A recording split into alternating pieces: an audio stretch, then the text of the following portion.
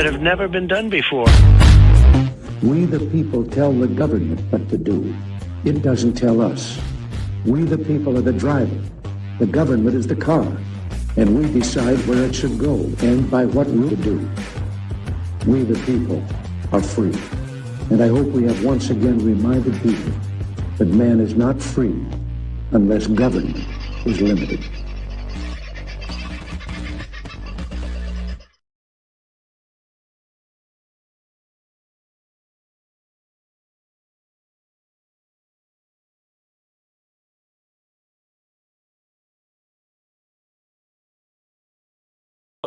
And then put me up. There you go. I'm talking to myself. Find the right one.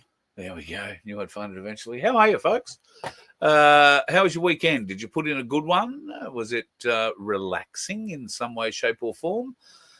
We're still here, so I gather that there's not been a lot of the predictions that were made over the last couple of weeks that have come true, at least in any real sense that most people would consider evidence, me being primarily amongst them.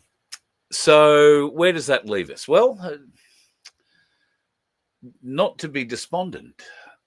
This is not, well, it's not a few things. It's not real would be probably the main thing. So reacting to something that's not real is probably borderline insane, but we have been brought up to react in many and very different ways, and doing nothing is not something we're good at doing. Well, unless it actually, this is where it's going to get weird, unless we actually get off our ass and do something, then nothing is going to change. And many of you, I'm preaching to the converted, God love you. Spazza, who was first in the room tonight, when I set it up, and mate, you were quick in too, because I set the room up at 5:18 my time, and it says you were in at 5:21. So well done, Tony. Only beaten by seconds, I can say. We had a nice long chat this morning, and I haven't had a chance to speak with Sandy about that idea yet, Tony. But I will make every effort to do that. Hopefully in the next day or two. The lovely Michelle, I hope you are doing well, and life, the universe in your part of the world of Victoria is not too taxing, although I think everywhere in Victoria is very taxing at the moment. And I think I've got a little something, yes I do, a little something for Victorians coming up in the near future. Been a lot of interesting actions taking place in Victoria. We'll have to get Wade on for another bit of a chat. I'm not sure that he's been to all of them, but I'm sure he's been to some of them, and we'll be going to a lot more. And if you have some time off later this month, well, very soon at the end of this month, to be honest, we'd love to see you in Canberra. Now, Wade has called for a number of influencers, wrong thing. Alt media is, I think, the best way to describe a lot of what we do. Has asked for all of us to turn up at Canberra on the day that the parliamentarians return for the final sitting weeks of Parliament for 2015. This is a time where they're going to start ramming through a great deal of legislation that the people don't agree with, and the government, because it has the numbers, will silence debate, as it has been shown it will do time and time again. They've done it last year at this time in the House of Representatives, and they forced stuff through to the Senate, and then thankfully, through the efforts of the likes of Malcolm Roberts and others, it was pushed back eventually, or changed, amended. But now we've seen it come back again in a different guise too. And there are so many different things being pushed through right at the very end of this sitting period, including, but not limited to, the digital ID farce for anybody under 16. Now, I've got to admit, I don't have any under 16s in my life at the moment, in or around me. So therefore, I don't have anybody that is affected by it to actually ask, how do you feel about this? I don't have anybody young in my life, like little kids or family members or anything with that. They're all much older. So I'm wondering if you can help, because you've probably got kids or grandkids that you can ask, or that this is directly affecting. And is it directly affecting them? Because I would have thought we would hear a lot more of the teenage angst one expects for having something taken off them, particularly if they've had access to it for, let's say, well, if they're 15 now or 16 now, they've probably been on having access to social media or been aware of it for the last 5 or 6 years. And their parents may or may not be involved with social media stuff as well. So some of the kids admittedly are very, very savvy. There are some kids out there, pardon me, I'm not sure how many of them are Australian, but I know a few American kids who are making quite a lot of money through their social media sponsorships, more than any return you get out of the likes of YouTube and, certainly Rumble. And that was explained to me today, why it is. In fact, there are probably a few reasons, but one of the bigger reasons about capped revenue, or why revenue is falling and falling significantly for the likes of YouTube, is that they created for themselves a bit of a monster, and they created people who could create a lot of content, a lot of good content very quickly and make money from it. And that's where some people in the early times were able to generate enough interest, enough likes, subs and whatnot to generate a phenomenal income out of it. And that has set them up for life. That's not possible anymore. You would have to have 2, 3, 4, 5, 600 million views before you got anything like $1 million in a month. So that kind of thing is very hard to keep generating. But you see the likes of Mr. Beast and, name any other YouTuber you watch. These days, they've got some form of sponsorship from a business helping them go forward. So that is obviously a model that Vince and I are going to be looking at for FBN moving forward. And I guess if there's anybody that wants to sponsor the Voice of Freedom, we're always happy to hear from you. The likes of Ainsley Bullion, of course, we are eternally grateful for, because without their support, we would have shut the doors a long time ago, and I'd probably be driving trucks or buses or bloody limos again, maybe. God, I hope not. Although I don't think there's much money in driving limos anymore, and I refuse to drive Uber for a variety of reasons. I did drive Uber for a while, just to see what it was like, and I could do it on my own terms, but it became problematic when people didn't want to get out of the car, and especially drunks. And Uber, you make the most money at night, particularly over the weekends, and I found it to be a real problem, because you're out till 3 o'clock in the morning picking up people who are not really generally at their best. And I had it happen to me a couple of times where somebody lived at one address on one side of town, and the other person or three that got in the car lived on the other side of town. They all thought they were getting the one ride for the one thing.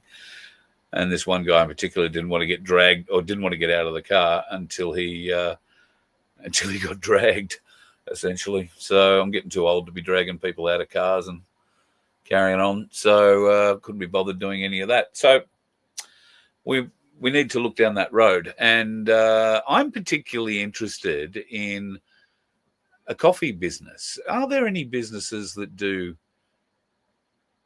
I know we don't grow much by way of coffee here in Australia, but we do a lot of blending. And there is a number of mobile coffee companies, if you like, that have mobile trailers that, coffee is poured from at different events and such. So we might be able to help with venues for that sort of thing. And and promotion, obviously, of the coffee. If it's any good, I've got to admit, I am not a big coffee connoisseur, but I know a bad one when I have one. I guess we all do that. Crunch, I can do Uber Eats.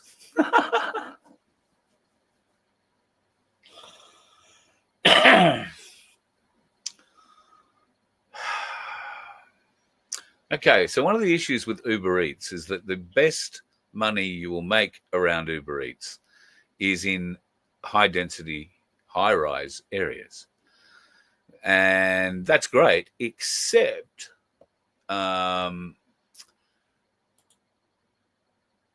Peter, I'm going to get back to your statement.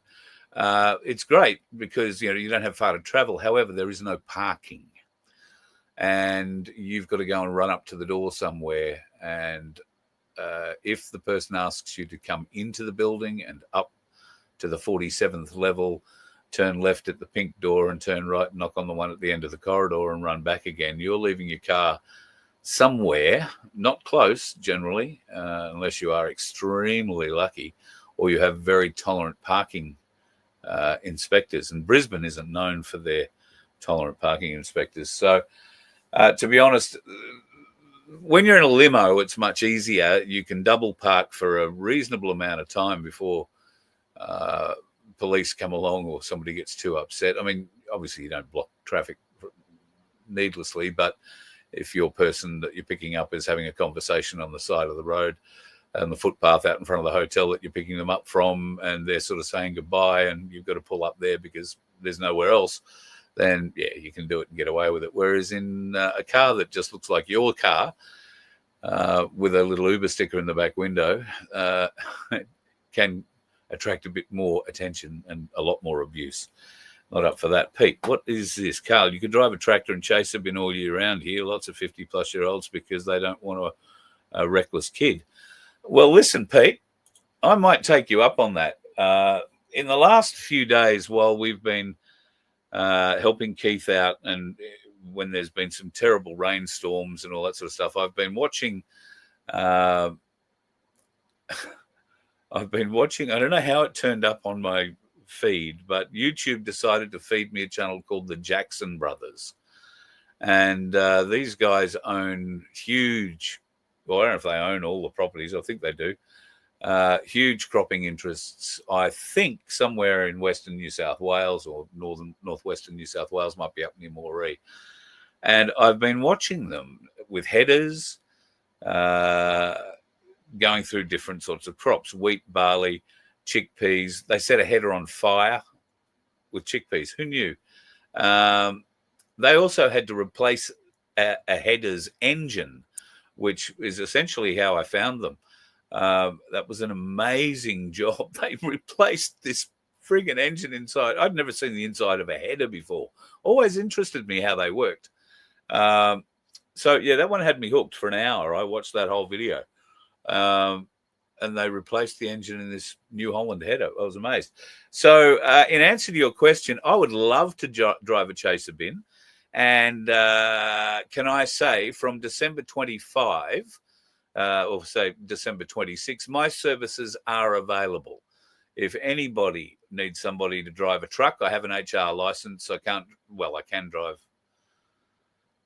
No, I can't. I've got an HR license, so it's got to be a rigid truck. So I can drive trucks with bins on them, but I can also drive tractors. I have experience with tractors. I've never done a chaser bin, but I've watched enough videos about it now that I understand the process and how it works. And I'll bring a lot of X39 patches because I don't know how the seat will go. Might have to wear a bra as well, just between you, me, and the gatepost. But yeah, after December 26th, I'm up for that. Would love the idea, to be honest. And one of my greatest, fondest memories of long-distance driving, myself and two mates were asked by a tow truck company here on the East Coast to take 3 trucks to Perth because they were going to open a West Australian branch. And I was ready for a holiday from limo driving at the time.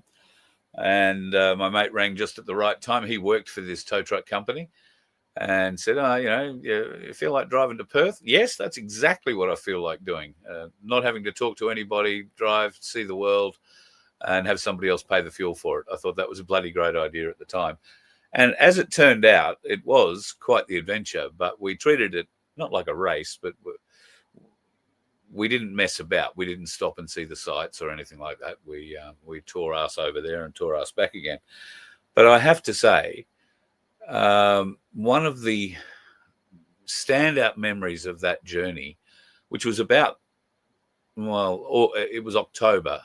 We were in Broken Hill on Bathurst weekend, and I watched the start of Bathurst from the Port Augusta super cheap auto, where I had to buy a new CB radio because the one I had in the bus truck thing wasn't working.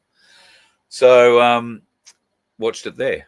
It's weird the things you remember. But going across those South Australian plains, heading for Western Australia, and indeed we headed up to Kalgoorlie at one point, and then from Kalgoorlie down to Perth through that wheat area, that wheat belt, there's a name for it, I can't think of it. And we saw 11 headers in one field with, chaser bins practically for every one of them. And they were mowing through this beautiful, I gather it was wheat. It was just, could have stopped and taken a picture, but didn't. So got to get better at stopping and taking pictures of things like that, because they were going up sort of this hill as well. It was just one of the most beautiful pictures I've ever seen. Visions I've seen, and really Australian, I thought. But shit, 11 headers in one paddock, and you couldn't see the boundary of the paddock. It was thousands of acres. So, but very happy to go and give that a go. Anybody interested? Well, Pete, people, people who know people and know my people. So between your people and my people, our people can talk. I won't be available in May, though, at least for the first couple of weeks, because on May the 4th, I expect everybody to be dressed up as a Wookiee or an Ewok or Princess Leia. I'm personally coming as Jabba the Hutt, because we're going to be climbing aboard the good ship Lollipop, or I don't even know its name, and going on our 4-day cruise, which will head from Brisbane up to Airlie Beach, where no doubt we will have quite a party, and then head back again and have another party on the way back again. Now, because most of us that will be travelling will be of a certain age, that partying may not consist of copious amounts of alcohol, but for some it might. Me, on the other hand, I'm going to say no. But what I say and what I do, what do they say? What happens on the water stays on the water. It won't be anything like that. I am encouraged, though. I've been hinting at musicians and putting together some sort of little event. I've relocated again. We've got Keith and his place sorted, and I think the deal with Keith was he sold the house and had a stroke he had 3 weeks left to get out, basically. And he had a stroke at the head of that 3rd week, and he needed a bit of help to get a lot of stuff off his land. So house cleared today, and everything finalised today. So I'm really happy for him, and he and Carleen will be able to go and do the things that they wish to do, and getting better, having a bit of a rest after this big move and after the stroke. It was only a small one, but even still, you've got to be careful of these things. Watch your blood pressure, lose a bit of weight. Isn't it all the things we've all got to do?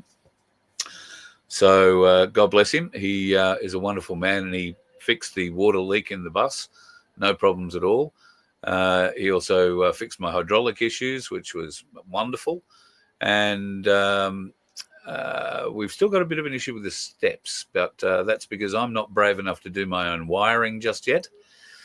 Because if I pull the wrong wire from here and stick it in the wrong hole from there, we're likely to get a little bit of smoke, possible flames, and shortly an insurance claim that's likely to be denied, mainly because I don't have it insured at the moment. So got to get it registered before you can insure it, I suppose. No, you don't, I guess. So at any rate, that's the current state of affairs. And yes, open for a bit of travelling, and if I can drive a tractor for someone and pick up some grain, dump it off somewhere, very happy to do it. I could do do shows live from the tractor. Yes, I could. I don't know how they're going to like me attaching.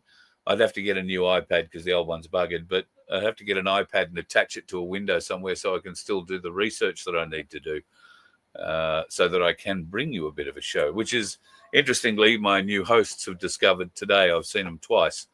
Once, about 10 o'clock this morning when I put my awning out, and once about half an hour before the show got going. So I tend to sit around and it looks like I do nothing. But, tonight I've managed to talk for 22 minutes about nothing. So maybe I should get into it a little bit. It just feels like forever since I've answered all your questions.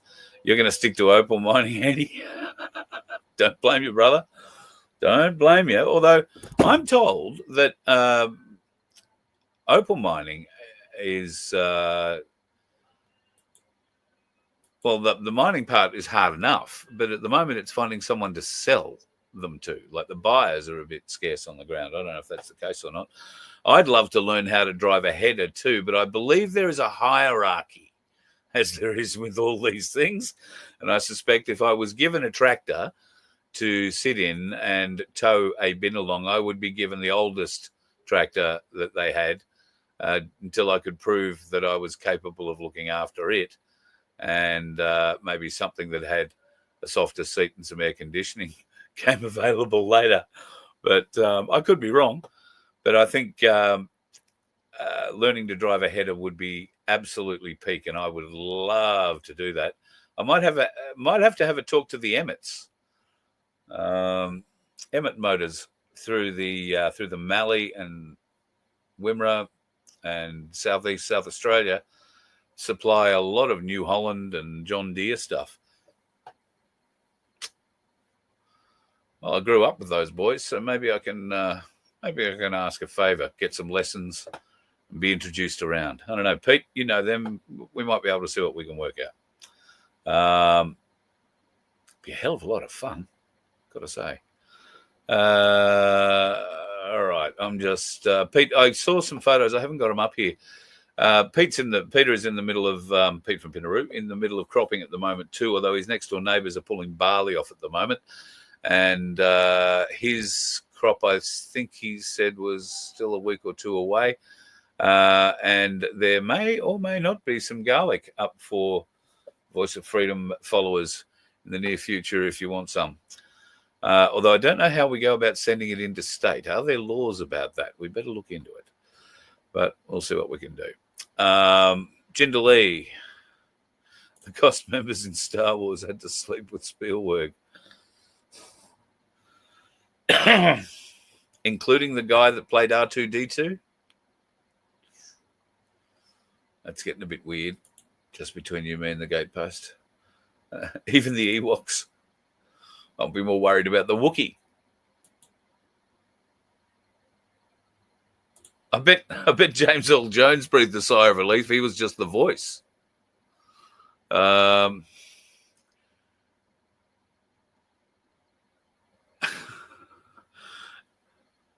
can bet he'll knock on a upside pineapple, Carl, and we'll walk into a can of worms for sure. I'm sorry, I've forgotten what that comment might have been around to. I'm going to get down to the bottom here. Every time I get to the bottom, it jumps halfway back up the screen again. So you're all talkative tonight. You've got an old International forklift tractor. I think I remember seeing it when we were on your property that day. Have to wear a paintball mask to stop the stone chips and rocks when the dirt roads.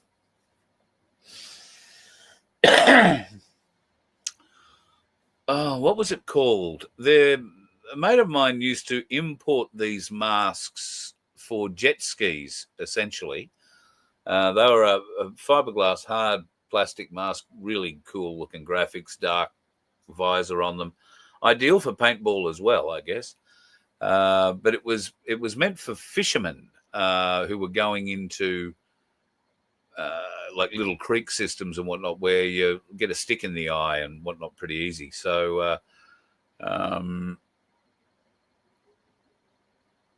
that's what I don't think they were a huge success for fishermen. They were bloody great on jet skis to protect you if you were doing long distance stuff from, water spray and pellets hitting your face and all that sort of stuff. And they might still be available. It'd be useful if I could tell you the name of them, but I can't. So there you go. Oh, right, Crunch, related to the 4-day trip. Well, yes. Very good.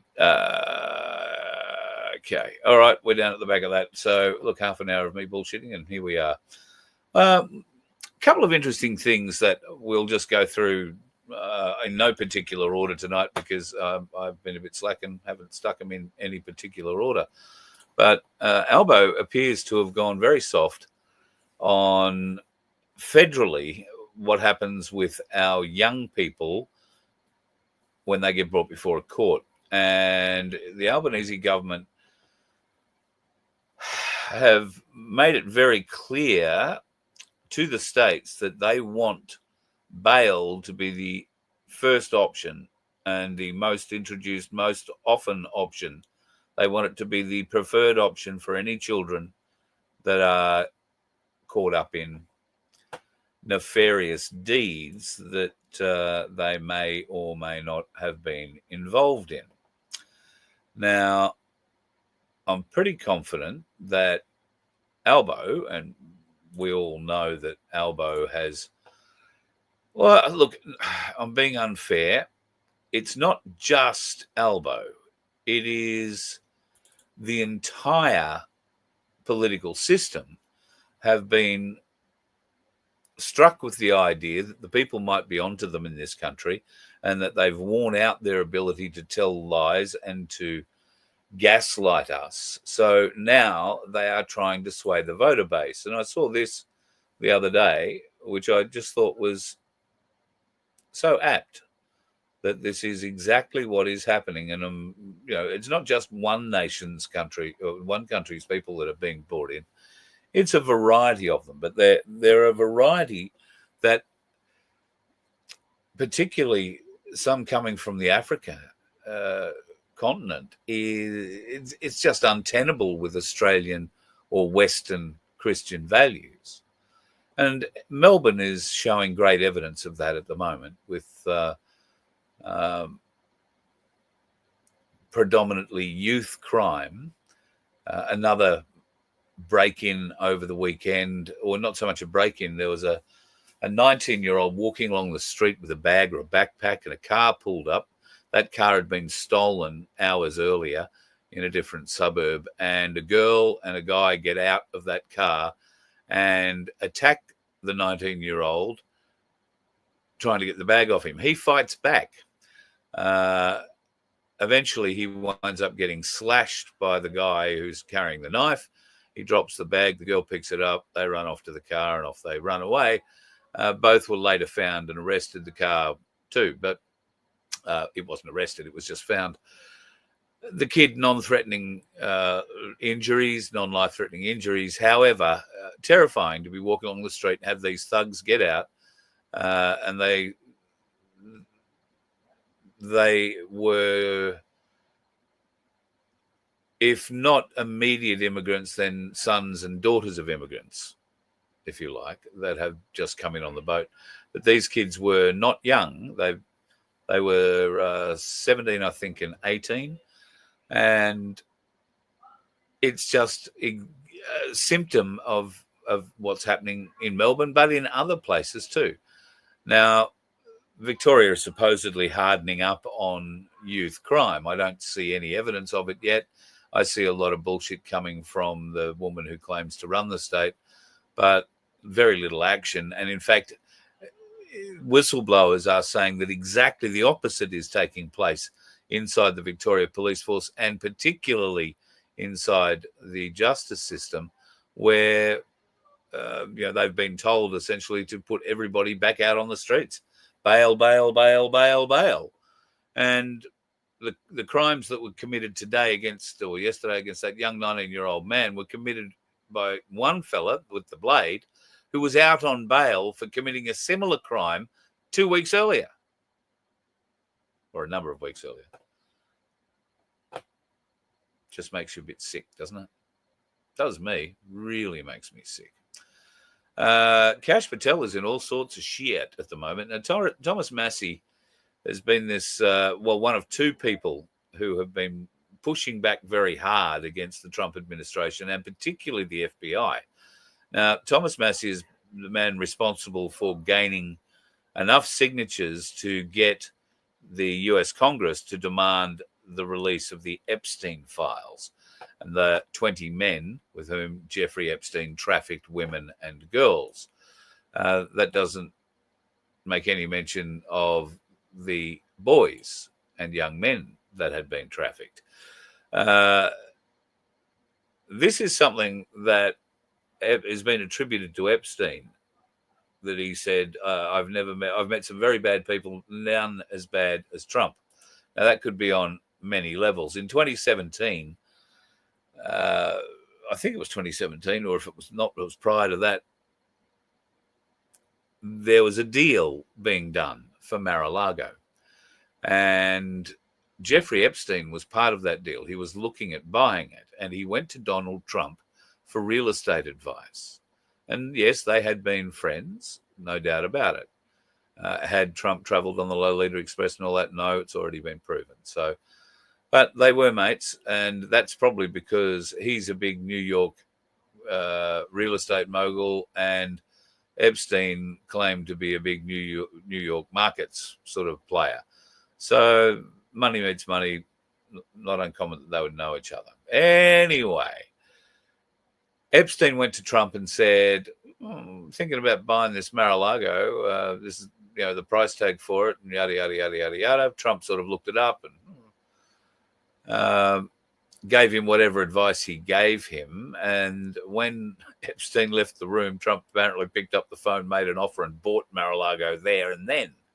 So Epstein felt rather cheated because he was the one who was going to buy it. He took the whole deal to Trump to see whether or not it was a good deal. And it was such a good deal, Trump went and renegotiated it on the phone and took Mar-a-Lago for himself. And that's why they didn't become friends too much longer. At least that's the version that the White Hats put out a few years back. Just saying. How's your head going? Is it spinning yet? Maybe you need a Christmas break. You could come along to this at Burra Gully Bush Camp, the My Place Queensland 2025 camp out. It's going to be absolutely wonderful. December 12 to 14, $25 for adults. There'll be info, talks, you can see for yourself, lots of great stuff.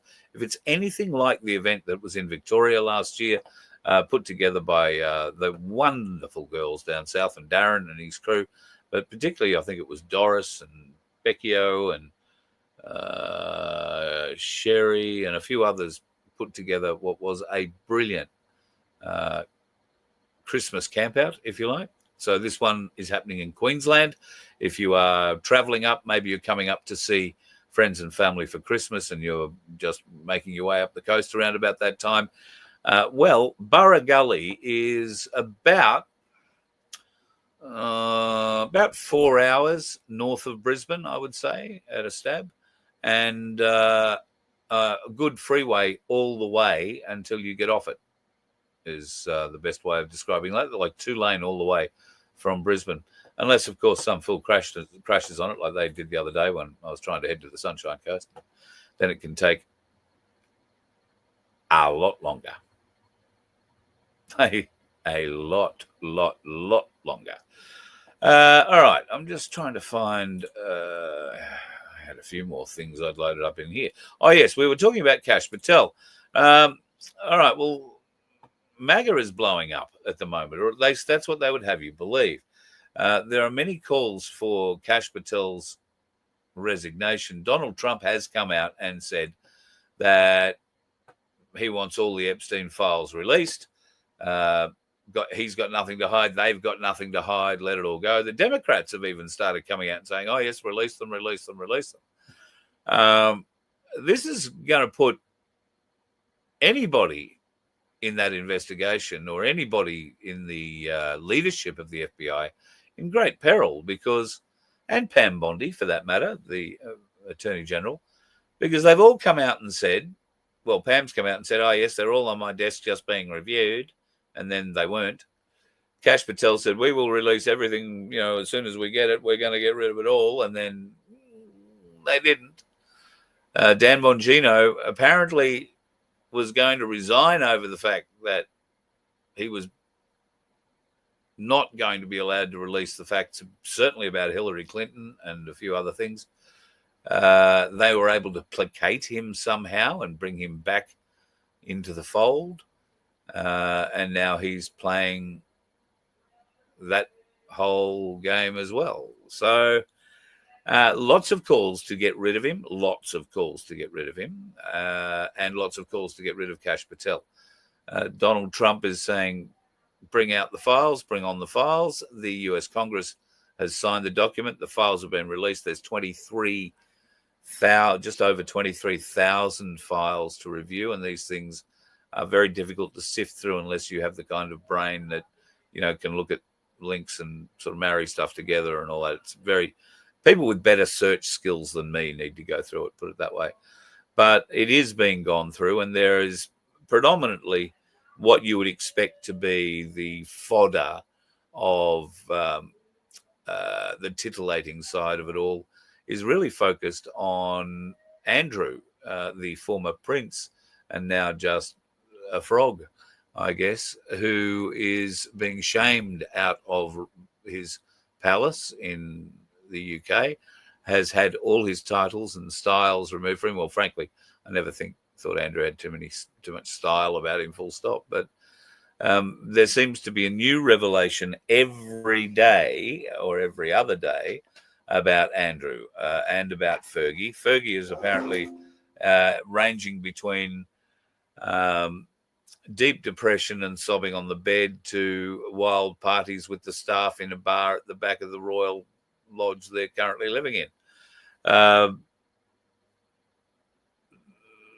She poses a real problem to the royalty, though, to the monarchy, rather, because she could write a book and it would be more explosive, I think, than the one that the other prince wrote, who's still got his title, but maybe not for much longer. And I believe his wife is going back to work in Hollywood. Won't we all rush to see that? Maybe. Probably not. What was this one? There you go. Nothing to hide. So, yeah, he's done this huge backflip. And so have a number of Democrats, which is the weird thing. I'm just wondering why. Don't we always wonder why? Victoria, well, aren't you kicking up? Or at least the farmers are starting to.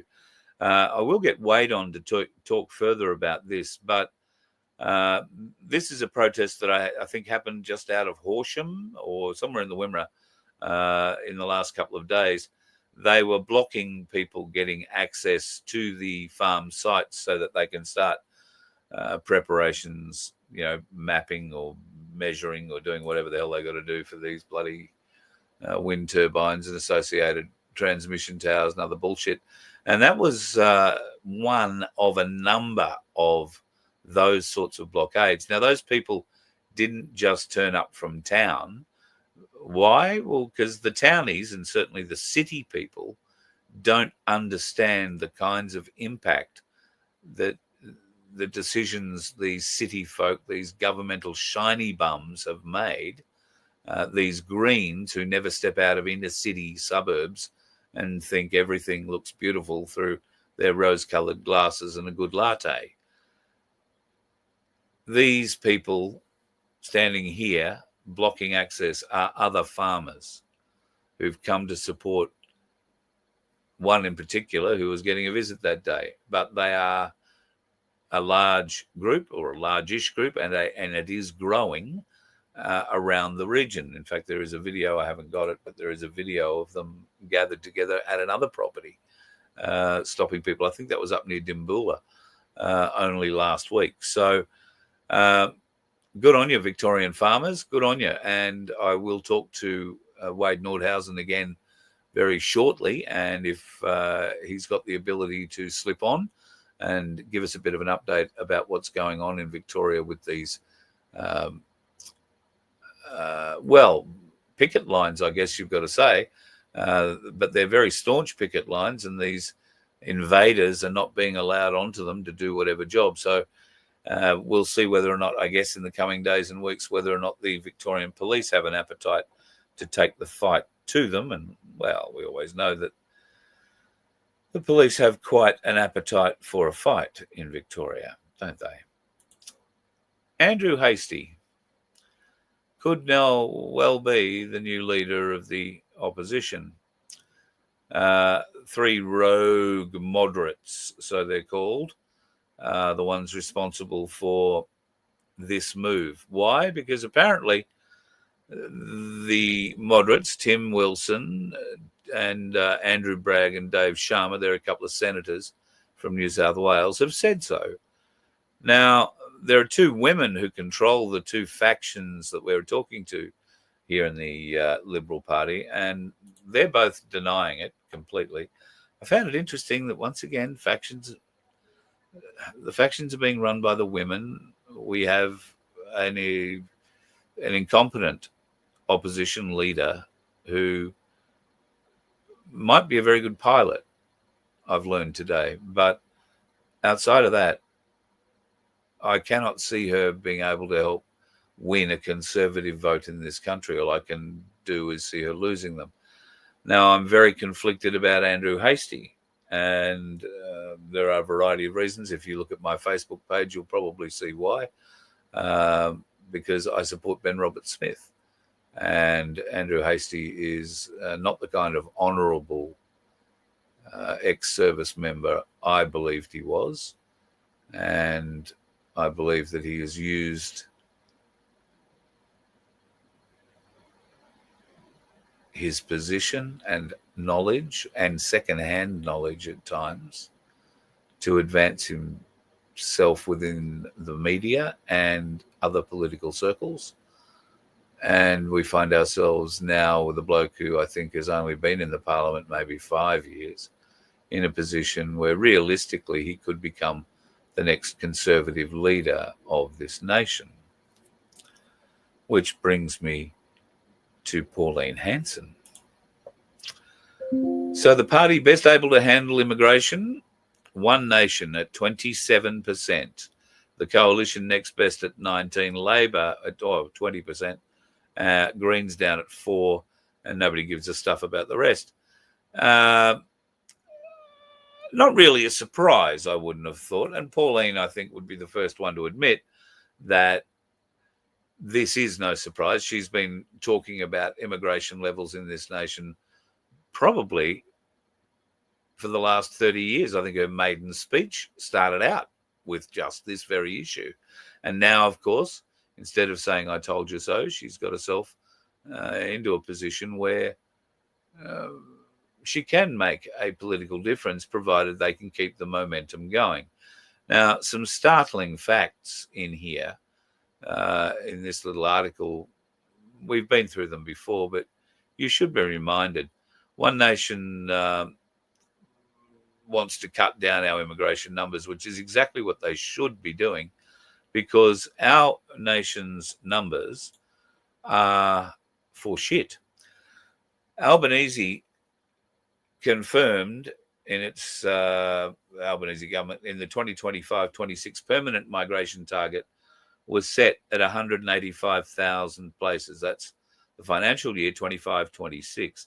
The most recent analysis from the Institute of Public Affairs found the first 3 quarters of 2025 saw the highest number of permanent and long-term arrivals ever in the history of the company.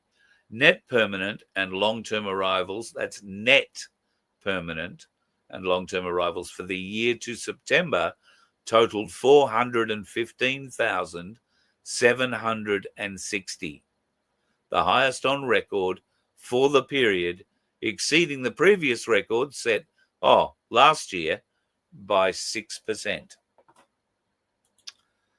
Is it any wonder that Pauline Hanson and One Nation can have a 27% showing about best handled to immigration? Are they best suited to handle health? Are they best suited to handle defence? Are they best suited to handle welfare? Are they best suited to handle some of the more subtle issues like gun control. There's one you probably weren't expecting. But it's a real issue. And there are many people that could provide a vote to One Nation if One Nation provides a sensible way forward regarding gun control.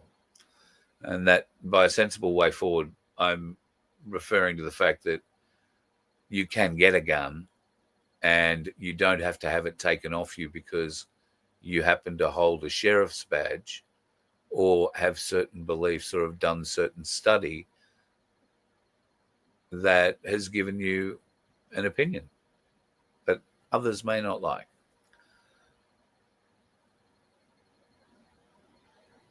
That would be very appealing because the Shooters and Fishers Party would then come on board with One Nation.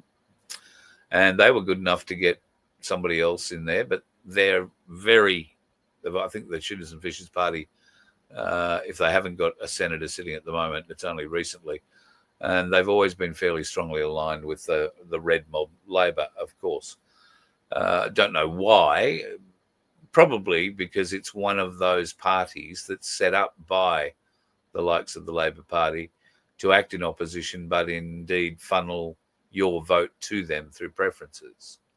So remember that trick that we were shown by one of those things that lives under the party rocks, likes to play power games from behind, but never wants to be seen. One of those people. So yes, there's a bit of that going around. We don't want to play that game, not one iota. So yeah, what are we going to do? Pauline Hanson. So I'm a bit conflicted. Darren Bergworth, last time he was on, mentioned he was a bit conflicted about this same thing. As we move forward, and while neither of us believe that a political solution is in all likelihood possible, and that is not because we don't believe there are good enough people to get elected. It's because the system itself has been rigged and jigged and buggered and carried on with for some time. Oh, I bet you just lost my picture. Hang on a minute. Let me pop out and pop back in again.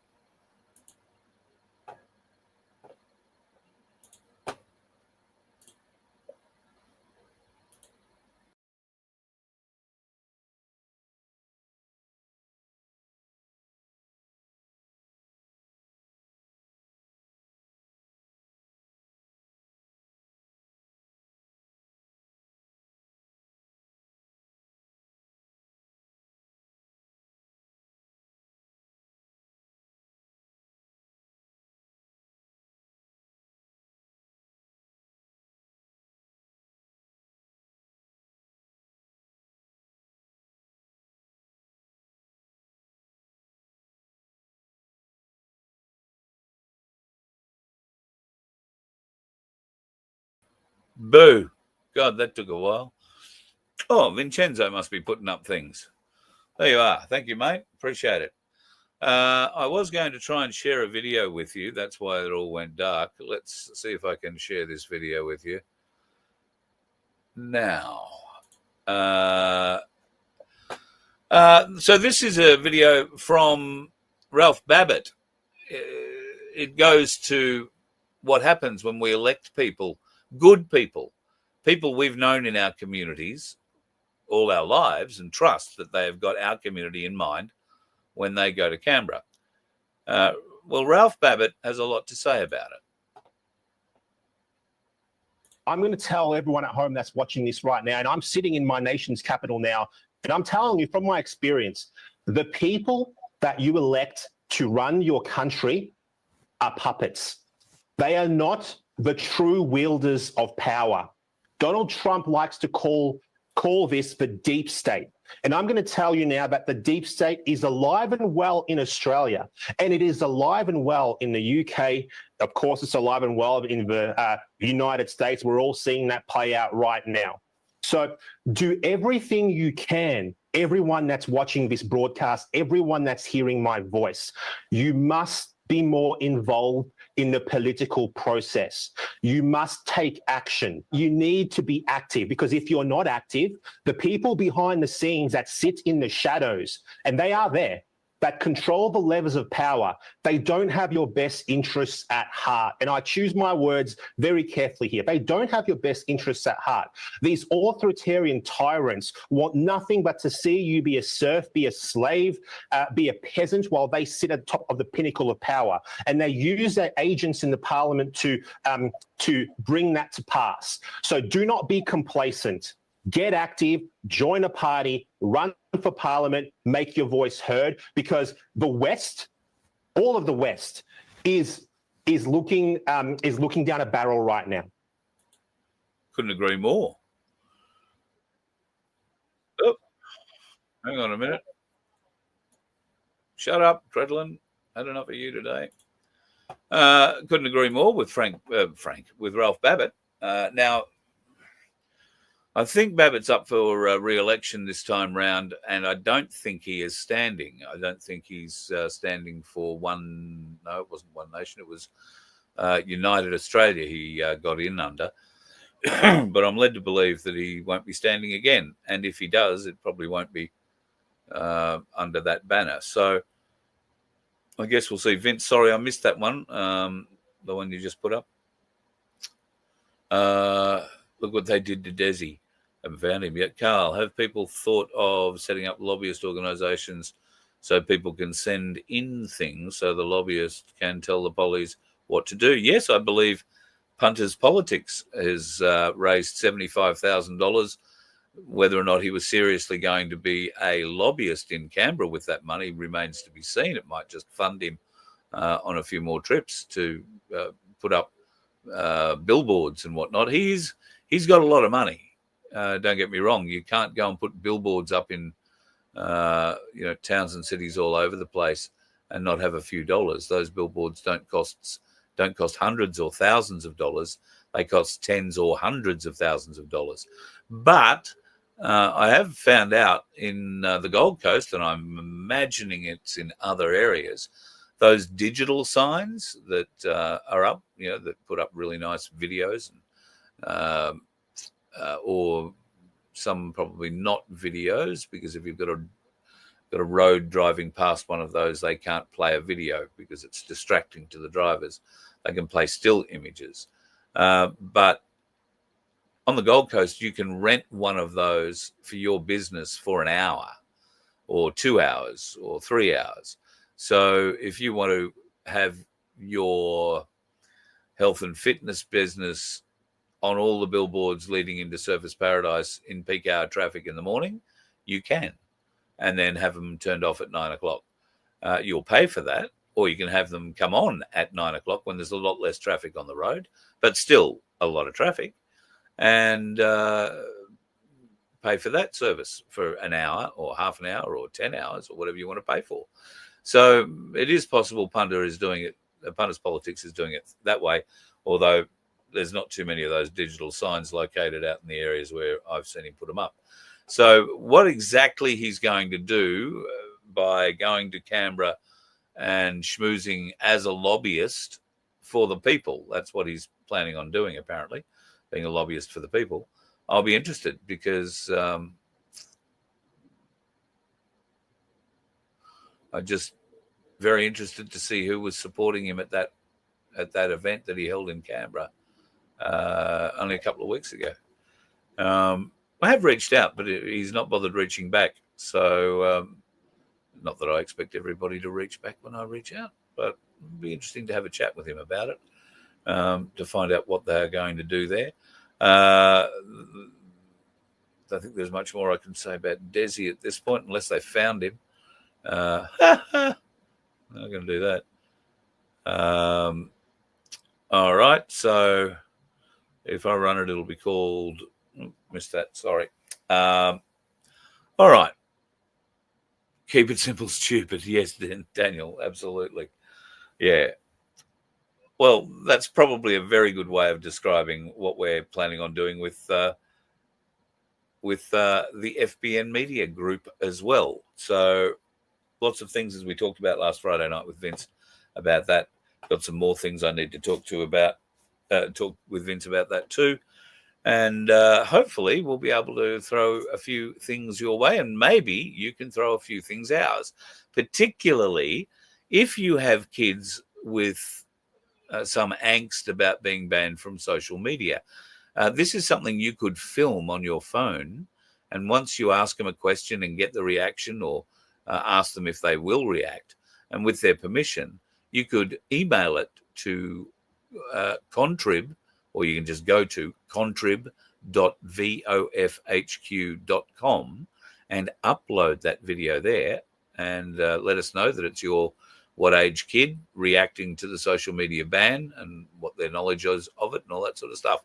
I'm very interested to see and hear what their thoughts are on it, because like I say, I just don't have any young people like that in my life to get their true feelings about it. And do they really give a shit? Because they could have another app somewhere they're using already that the government isn't or doesn't have covered. So, don't know. We'll see what happens. Punters Politics is left-wing, but surprisingly, we are not that far apart. Yes, I think you'll find that we are a lot more further apart than it may appear on first glance, from what I'm hearing. But we'll just keep an eye on it, and that's all I've ever been able to do, keep an eye on it and see what happens. And we've seen over the time I've been doing this, a lot of good people have kept going. Some have imploded. Some have just gone offshore. Some of them are still doing what they're doing. And I had somebody sent me the other day the invitation for membership to the Freedom Union. Folks, if you thought $2.50 a fortnight was a bit stiff for a Voice of Freedom membership, John and his crew are asking for $400. We're happy to take $400 for your membership. We'll put you in every draw from here to eternity, just about, for that. I think I'd have to discuss it with Vince, but if you're prepared to pay $400 for membership to Voice of Freedom, we've got a deal for you. There might be a cruise involved. Interesting. What age, Carl? What was I talking about there? Kids, probably. What was I saying about kids? Don't remember.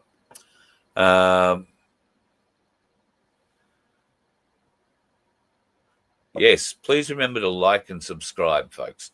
Thank you, Suze. Believe it or not, that little thumbs up makes a huge difference in the algorithm.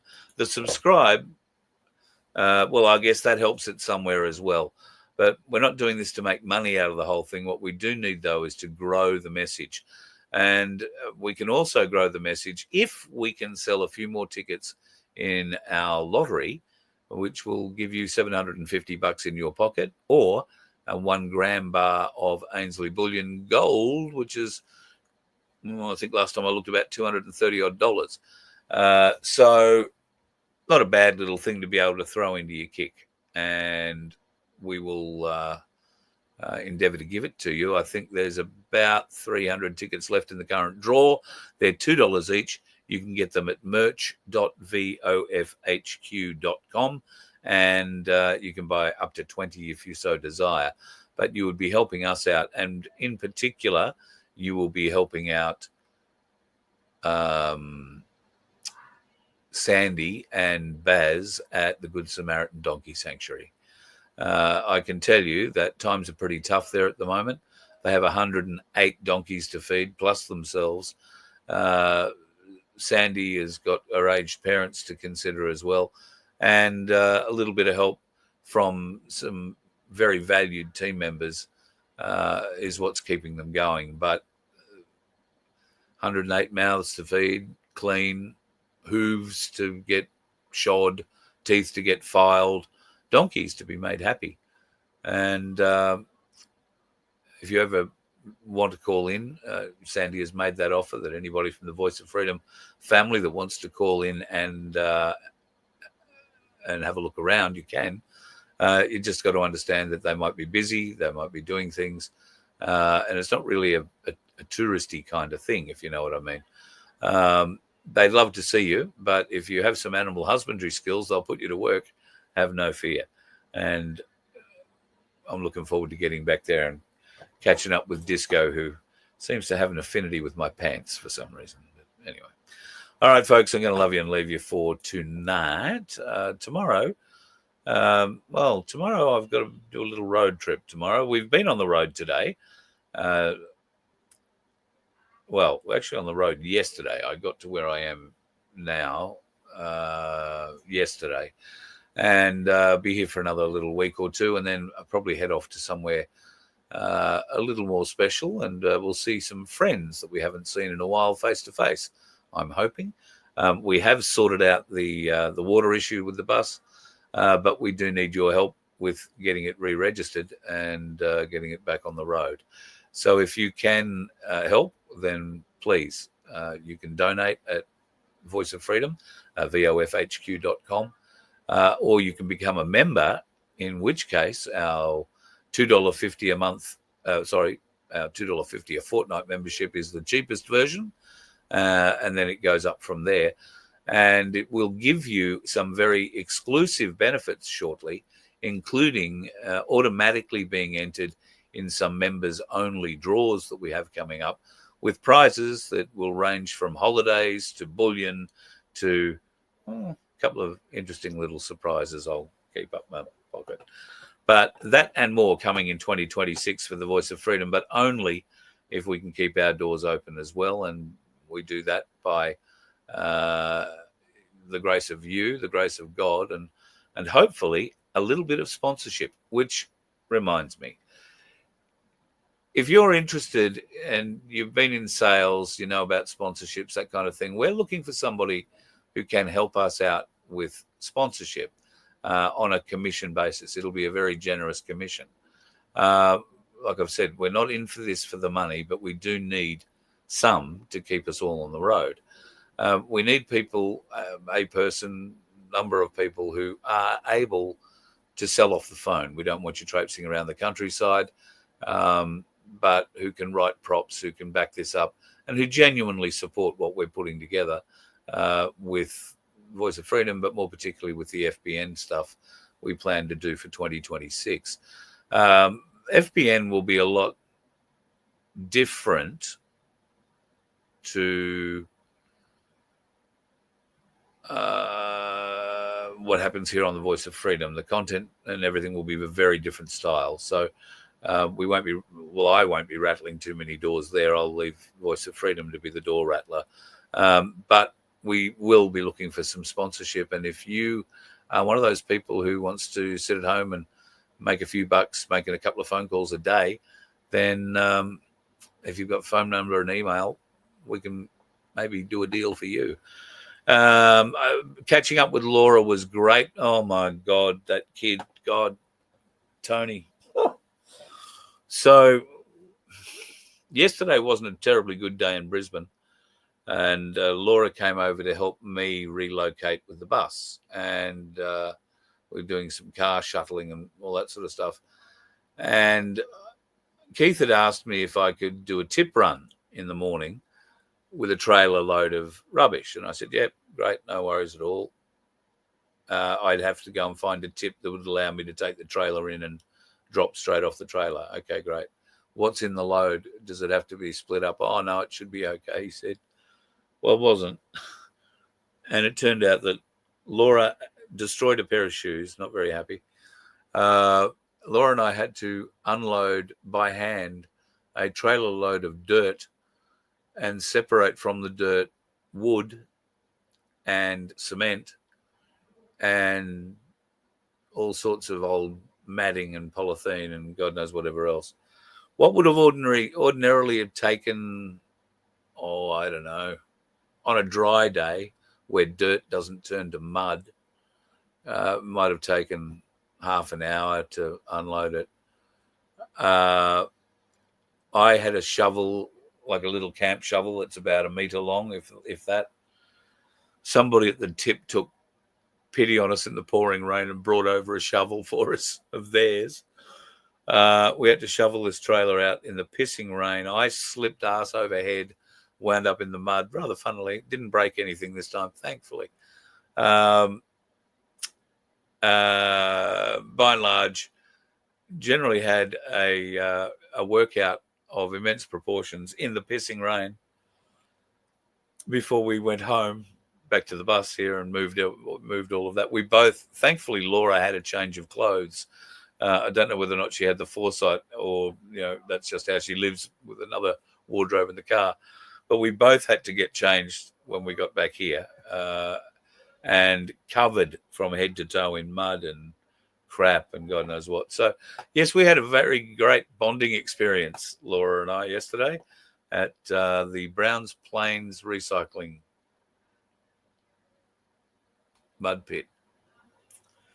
There's probably a few other names I could give it, but I won't. The other thing that we noticed, and in fact, I was having a conversation today with Clayton Nevin. The Earth has been bathed in some rather interesting frequencies coming from the sun over the weekend. And he was saying in his job that there has been great evidence of people just not being on it. Now, he's an IT specialist, so answers support questions all day, every day. And when you lodge a support ticket with an organization like his, he's obviously very helpful as can be. But it helps if you actually leave a phone number where you can be contacted back again, or leave the details of what the fault actually is. And he reckons there's been a heap of people today who've rung up and not had the vaguest idea of what was wrong with their systems or how to do anything. And apparently, after a discussion with his colleagues, they said the same thing. Everybody's wigging out, being a bit weird. So if you've had a bit of that in your life today, put it down to the frequencies coming from the sun and be thankful that you're not the dickhead on the road who crashed into somebody. You let one ant stand up to us, then they all might stand up. Those puny little ants outnumber us 100 to 1. And if they ever figure that out, there goes our way of life. It's not about food. It's about keeping those ants in line. That's why we're going back. Does anybody else want to stay? Let's rock!